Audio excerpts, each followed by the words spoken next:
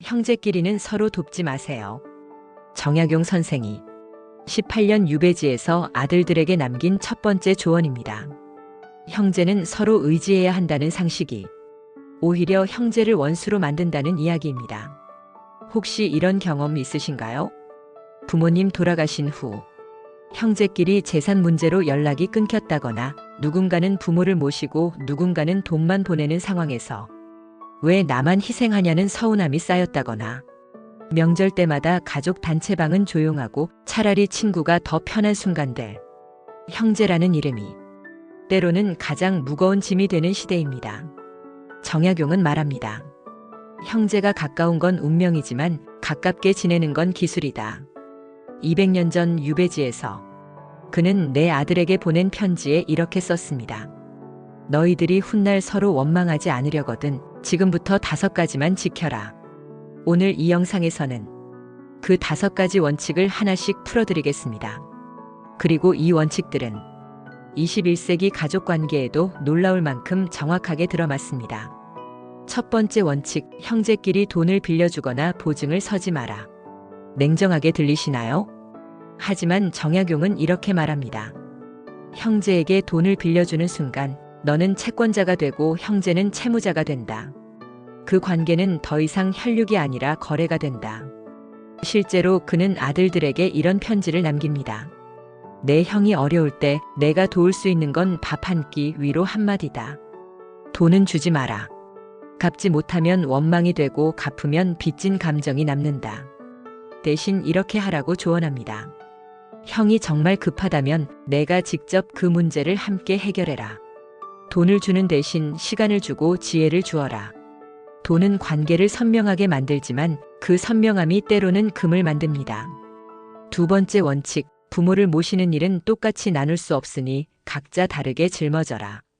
정약용은 현실주의자였습니다. 그는 이렇게 썼습니다. 장남이 부모를 모시는 건 당연하다는 생각, 그것이 가장 큰 불화의 씨앗이다. 대신 이런 방식을 제안합니다.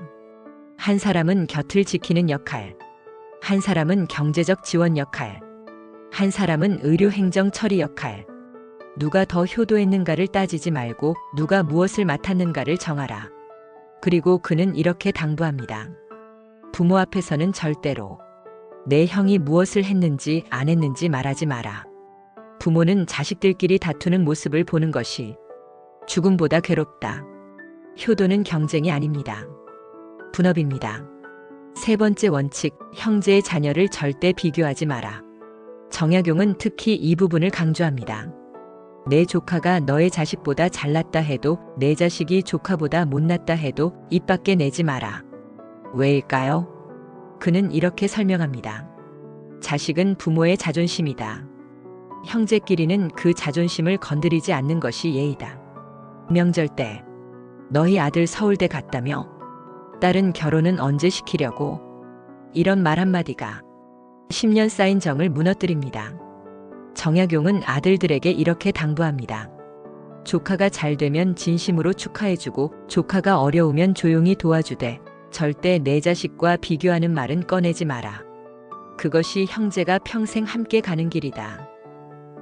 네 번째 원칙, 형제의 선택을 존중하라. 설령 그것이 잘못되어 보여도 정약용은 이렇게 말합니다. 내 형이 어리석은 선택을 했다고 생각되는가? 그럼 조용히 지켜봐라. 사람은 타인의 충고로 배우는 것이 아니라 자신의 실패로 배운다. 특히 이 대목이 인상적입니다. 형제는 스승이 아니다. 가르치려 들지 마라. 내가 할 수 있는 건 넘어졌을 때 일으켜주는 것뿐이다. 형의 사업 방식, 동생의 결혼 상대, 형제의 자녀 교육 방침. 그 모든 것은 그 사람의 삶입니다. 간섭은 사랑이 아니라 경계 침범입니다. 다섯 번째 원칙, 어릴 적 일, 부모님 살아계실 때 일을 들춰내지 마라. 정약용은 이렇게 썼습니다. 형제가 모였을 때 엄마는 너만 예뻐했어. 아버지는 나한테만 엄했어. 이런 말을 꺼내는 순간 그 자리는 법정이 된다. 과거는 해석의 영역입니다. 같은 사건도 각자 다르게 기억합니다. 그리고 그는 이렇게 조언합니다.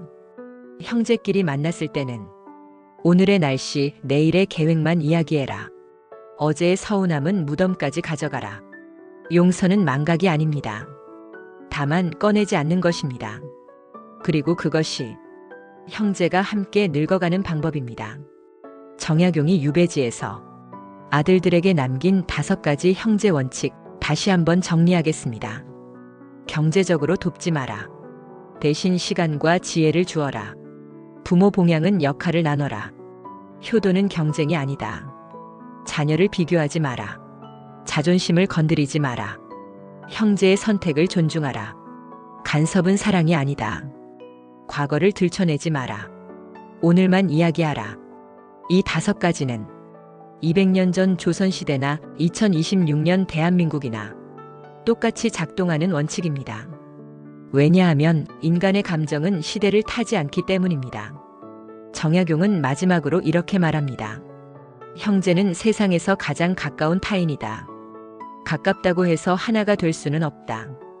각자의 경계를 인정하고 그 경계 안에서 서로를 존중할 때 비로소 평생 함께 갈 수 있다. 오늘 이 영상을 보시는 분 중에 형제와 멀어진 분이 계시다면 먼저 연락할 필요는 없습니다. 다만 이것만 기억하세요. 서운함을 정당화하지 말고 그냥 내려놓으세요. 그리고 다음에 만났을 때 과거가 아니라 오늘 날씨에 대해 이야기해 보세요. 그것이 시작입니다. 댓글로 형제에게 가장 하고 싶은 말 한마디를 남겨주세요. 누군가에게는 그 댓글이 용기가 될 수도 있습니다.